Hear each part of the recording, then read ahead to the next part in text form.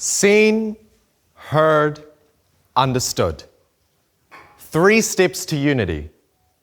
Yet most of the time, we stop at the first. Because seeing is easy, listening is not. I learned that the day my family first moved into our neighborhood. The first question my neighbor asked me wasn't, "What's your name?" It was, "How long have you been in the country?" For the record, no taranaki aho. But in that moment, that wasn't what they saw. I was seen, but I wasn't heard. And I definitely wasn't understood. And the truth is, across Aotearoa, that moment isn't rare. People often look at me and simplify me as African, but they don't see the other half of me. I'm also half Austrian, not Australian, Austrian. They don't see the generations, the languages, the traditions of my South African mother and Austrian father intertwined. Other times, I'm not just reduced.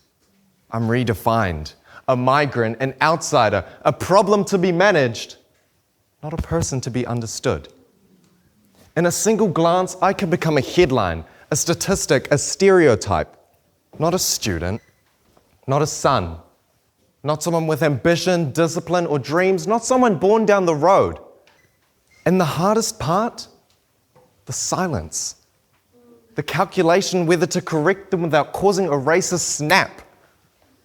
The patience it takes not to grow bitter. The strength required to carry a story others keep trying to rewrite. That glance, followed by its certainty, hits so much harder than people realize.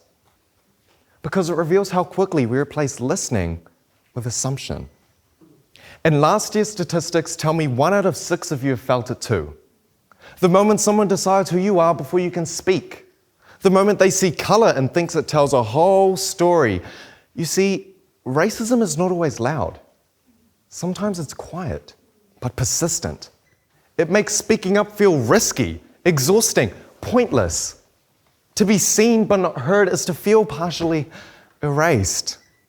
Every conversation becomes a negotiation. Do I assert my voice or retreat to avoid discomfort?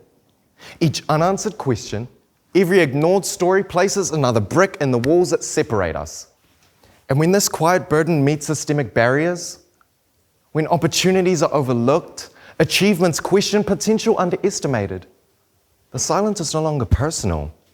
It's structural, and structural problems require intentional solutions. This is why listening matters. Listening not to respond, not to argue, listening to understand. Whakarongo kia marama. As its Wana aphorism goes, Horetana ho aha kahiso mo batong. Listening to one another brings peace among people. But that peace is not automatic.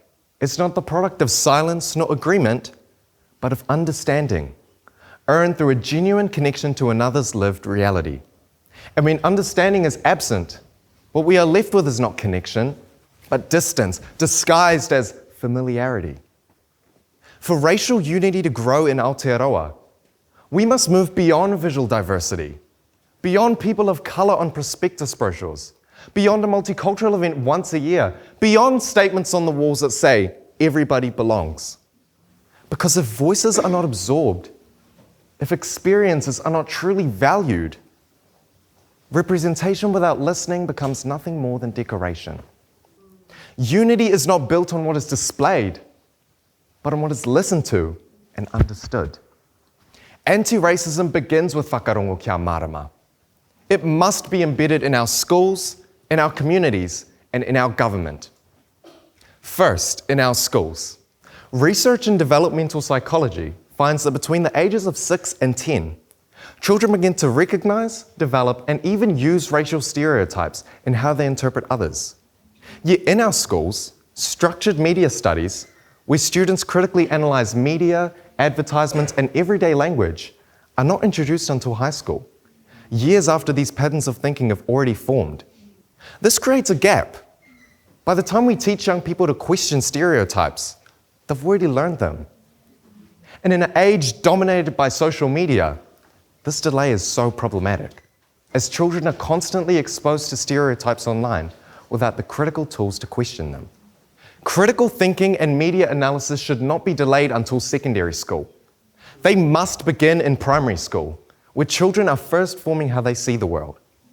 Because this is where we can build their ability to question bias before it becomes a belief. Second, in our communities.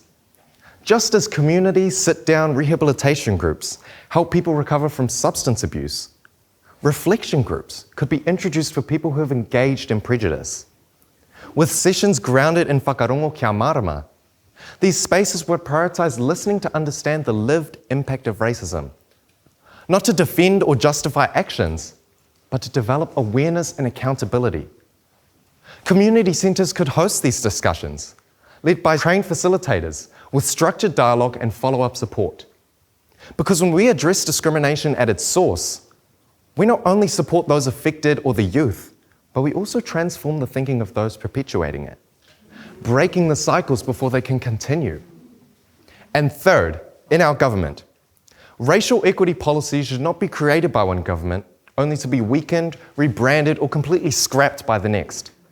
They must be protected through long-term cross-agreements across all political parties, recognising Te Tiriti o Waitangi, the 1994 Human Rights Act and the 1990 Bill of Rights Act, so they ensure continuity beyond election cycles. We should not be in a position where fundamental equity measures depend on which party holds power. We shouldn't be at a point where United Nations committees have raised concerns about the protection of Māori rights in Aotearoa. Justice cannot be conditional on politics.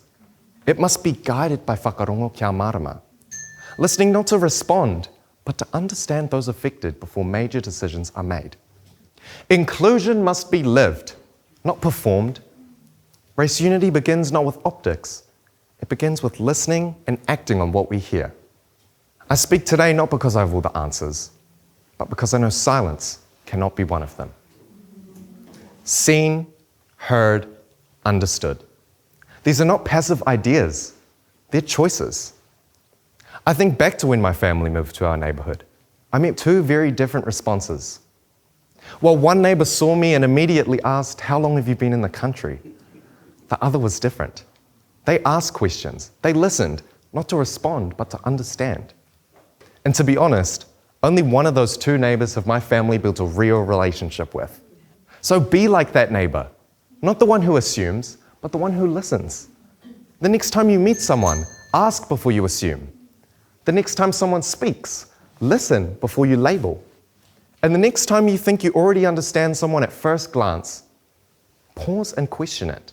Because when we practice whakarongo kia marama, the line between us and them begins to disappear. And what remains is a shared world, where we stop defining each other by difference and start recognizing each other as human. Thank you.